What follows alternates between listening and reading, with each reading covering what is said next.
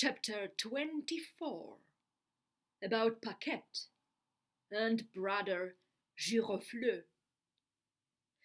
As soon as he arrived in Venice, Candide went to look for Cacambo in all the inns and cafés, and among all the ladies of the night, but could not find him anywhere. "I do not understand," Candide said to Martin. "I had enough time to travel from Suriname to Bordeaux, from Bordeaux to Paris, from Paris to Dieppe, from Dieppe to Portsmouth, to sail down the coasts of Portugal and Spain, to cross the whole Mediterranean, to spend a few months in Venice, and yet the fair Cunegonde has still not come. Cunegonde must be dead, and nothing remains for me but to die too. Oh, I would have done better to stay in the paradise of El Dorado than to return to accursed Europe. How right you are, my dear Martin. Everything is illusion and disaster." Candide sank into a black melancholy and did not visit the opera à la moda or other diversions of carnival. Not a single lady tempted him in the least. "I must say you are truly very naive," Martin began, "to think that a valet with 5 or 6 million in his pockets will go off looking for your mistress at the ends of the earth and bring her to Venice for you. If he finds her, he will keep her for himself, and if he does not, he will take another. I advise you to forget about Valet Cacambo and your mistress Cunegonde." Martin was not consoling. Candide's melancholy grew, and Martin did not cease proving to him that there was little virtue or happiness on earth, except perhaps in El Dorado, where nobody could go. While they argued on this important matter and waited for Cunegonde, Candide noticed a young monk walking arm in arm with a girl. The monk looked rosy, plump, and robust. The young woman was very pretty and was singing. She looked at the monk adoringly and from time to time pinched his fat cheeks. "At least you will admit that these people are happy," Candide said to Martin. "I will wager that they are not," Martin replied. "We only have to invite them to dinner," Candide said, "and you will see whether I am right or not." He immediately approached them, greeted them, and invited them to come to his inn to eat some macaroni, Lombardy partridges, and caviar, and to drink some wine from Montepulciano, from Cyprus and Samos, and some Lacrima Christi. The young lady blushed. The monk accepted the invitation. The young lady followed them, looking at Candide with surprise and confusion in her eyes, which were dimmed by a few tears. The moment she entered Candide's room, she said to him, "Can it be that Monsieur Candide no longer recognizes Paquette?" At these words, Candide, who until then had not looked at her carefully because he was thinking only of Cunegonde, said to her, "Alas, my poor child, it is you who put Dr. Pangloss in the fine state I found him in? Alas, monsieur, it is I, Paquette replied. I see that you have been told everything.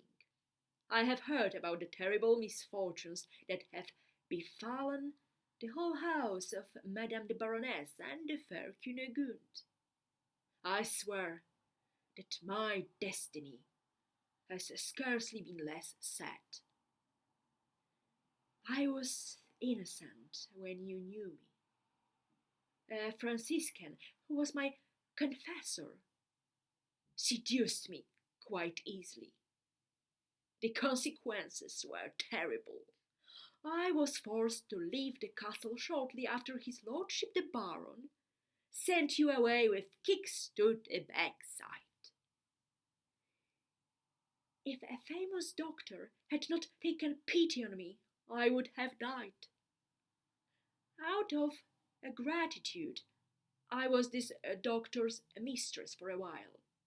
His wife, who was mad with jealousy, beat me pitilessly every day. One day, incensed by his wife's conduct, the doctor gave her, for a slight cold, a medicine that was so effective she died within 2 hours in terrible convulsions. Madame's relatives brought criminal charges against Monsieur. He fled, and I was put in prison. My innocence would not have saved me had I not been fairly pretty.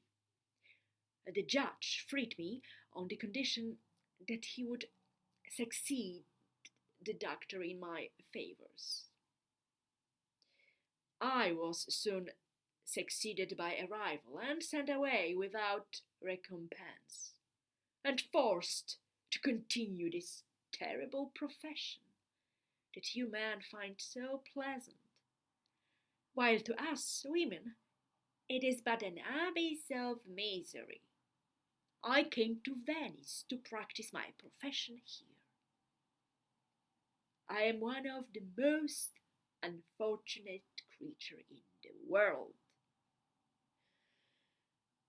Candide wanted to hear no more. He admitted that Martin was right.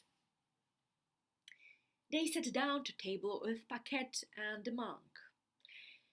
The dinner was quite amusing, and by the end they were all speaking frankly. Father, Candide said to the monk, it seems to me you are enjoying a destiny any man might envy. Upon my word, monsieur, brother Girofleur replied, 100 times I have been tempted to set the monastery on fire and go off to become a Turk. My parents forced me at the age of 15 to don this repugnant habit, so they could leave a larger fortune to my accursed older brother. May God confound him!